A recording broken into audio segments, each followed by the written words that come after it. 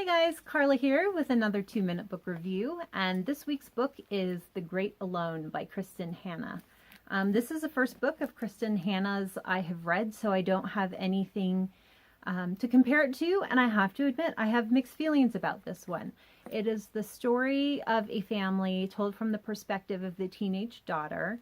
The father is a former POW in Vietnam, the whole thing set in the 70s, and he moves his family to a homestead that he has inherited from one of his Vietnam buddies in Alaska. And they are completely unprepared for what awaits them in Alaska and the homestead life.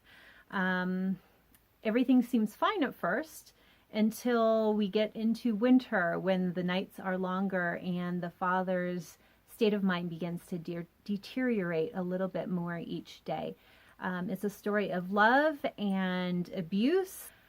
I still don't know how I feel about this, to be honest. I would have to say this is one of the best books that I've read this year, but I'm not so sure that it's one of my favorites. So let's quickly go through the prose.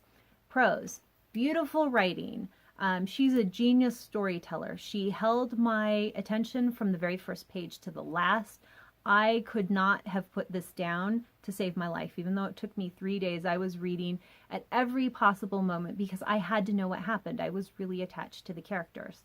In some ways, I think it was appropriate, the setting, because I think the girl's relationship with Alaska is a lot like her mom's relationship with the abusive dad. Harsh and unyielding, and a lot of times there were reasons to call it quits, but there was something that always held them together. Cons, it's quite dark. If you're looking for a lighthearted read to spend the weekend, this is not it. It's one of those books that stay with you for a long time, and that you'll be thinking about afterwards, but I still haven't decided if I liked it or not. I'm glad I read it. I'm going to be thinking about it for a while, but I don't know if I liked it. I just had wished that the thread of hope in it was rooted in something more substantial than, I don't know, love of a state and some wishful thinking.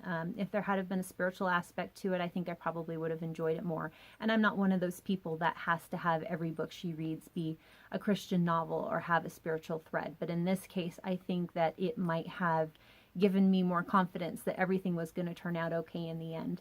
That said, excellent book. I understand why it's on the top of everyone's reading list. If you like darker, grittier literary fiction, absolutely pick it up.